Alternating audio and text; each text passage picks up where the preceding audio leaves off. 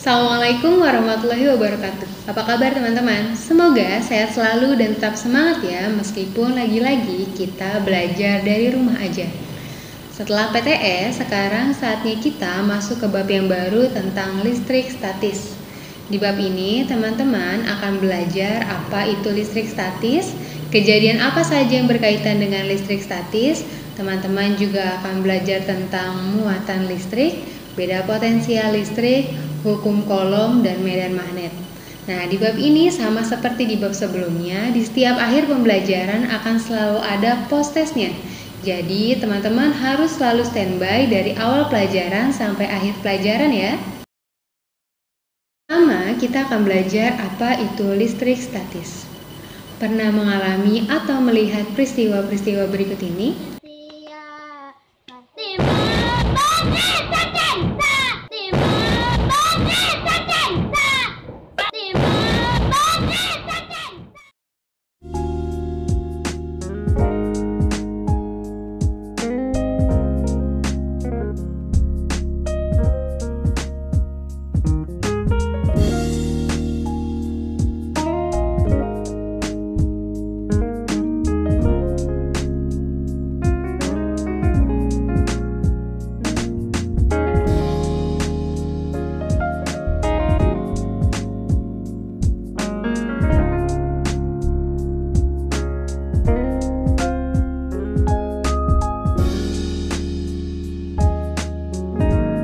Kejadian-kejadian tersebut merupakan contoh dari peristiwa listrik statis di kehidupan sehari-hari. Statis sendiri artinya adalah diam atau tidak bergerak.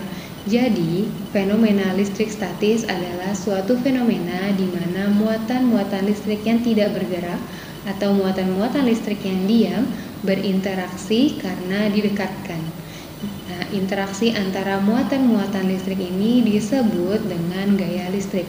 Jadi gini teman-teman, misalkan ada benda A dengan muatan tertentu dan B juga dengan muatan tertentu didekatkan. Nah, ada interaksi di antara muatan-muatan A dengan muatan-muatan B. Nah, saat itulah terjadi peristiwa listrik statis. Dari penjelasan sebelumnya, berarti kalian tahu dong ya kalau semua benda ternyata mempunyai muatan listrik. Hal ini dikarenakan benda tersusun atas atom. Nah, atom sendiri tersusun atas 3 partikel subatomik. Ada yang namanya proton, ada yang namanya neutron, dan ada yang namanya elektron. Nah, masing-masing subatomik ini mempunyai sifat masing-masing juga. Proton sifatnya positif, neutron sifatnya netral, dan elektron sifatnya negatif. Proton dan neutron terletak di inti atom, sedangkan elektron terletak di kulit atom. Hal ini berarti memungkinkan elektron untuk pindah dari satu atom ke atom yang lainnya, sedangkan proton dan neutron tidak bisa berpindah tempat. Nah, teman-teman, karena benda itu tersusun dari atom, maka benda juga mempunyai sifat atau muatan seperti atom. Ada benda yang bermuatan positif, berarti elektronnya lebih sedikit daripada protonnya. Ada benda yang bermuatan negatif, berarti elektronnya lebih banyak daripada protonnya. Dan ada benda yang bermuatan netral, berarti protonnya sama dengan jumlah elektronnya. Agar benda bermuatan listrik, benda tersebut harus bermuatan negatif atau positif. Jadi bisa dibilang benda yang bermuatan netral adalah benda yang tidak memiliki muatan listrik. Sayangnya, sebagian besar benda memiliki muatan netral. Nah, bagaimana caranya benda dengan muatan netral ini bisa bermuatan listrik? Cara paling mudahnya adalah dengan menggosokkan benda tersebut dengan benda lainnya. Nah, pada soal ujian biasanya sering sekali keluar ada benda yang digosokkan dengan benda lainnya. Untuk memudahkan kalian memahaminya, maka dibuatlah sebuah deret tribolistrik seperti yang ada pada gambar. Susunan deret tribolistrik harus sesuai seperti itu dari nomor 1 sampai nomor 14-nya. Hal itu tujuannya adalah untuk memudahkan kalian memahami cara penggunaan deret tersebut. Jadi begini, ketika benda dengan deret nomor yang kecil atau nomor yang lebih kecil digosokkan dengan benda dengan nomor yang lebih besar, maka benda dengan nomor yang lebih kecil tersebut memiliki muatan positif.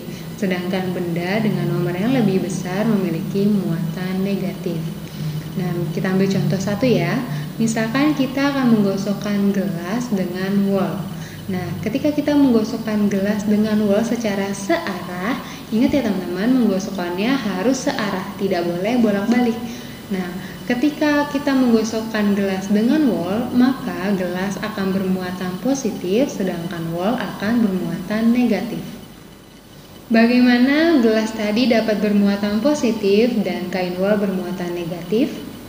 Hal tersebut dikarenakan elektron pada gelas bergerak atau berpindah ke kain wol, sehingga kain wol jadi kelebihan elektron atau muatannya jadi negatif. Nah, di sini berlaku hukum kelekalan muatan listrik.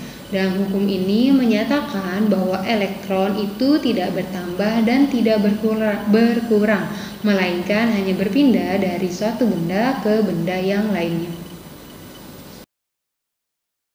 Bagaimana kita bisa mengecek muatan suatu benda? Untuk mengecek muatan suatu benda, kita bisa menggunakan alat yang namanya elektroskop. Nah, tapi dengan menggunakan elektroskop ini, kita hanya bisa mengetahui benda tersebut bermuatan listrik atau tidak. Sedangkan untuk jenis muatannya, kita tidak bisa tahu ya. Nah, teman-teman, ini dia adalah elektroskop. Elektroskop tersusun atas kepala elektroskop atau cakramnya yang biasanya terbuat dari logam yaitu kuningan, lalu ada sumbatnya yang berupa isolator, lalu ada batang logam yang terbuat dari kuningan juga, ada daun elektroskop yang terbuat dari emas biasanya atau bisa juga logam kuningan, dan ada kaca sebagai penutupnya. Nah, ketika kita mendekatkan suatu benda ke kepala kepala elektroskop atau cakram elektroskop, maka ketika daunnya terbuka, nah itu menandakan bahwa benda tersebut memiliki muatan listrik. Tapi ketika daunnya tertutup atau tidak berubah posisinya, itu menandakan benda tersebut tidak memiliki muatan listrik atau netral.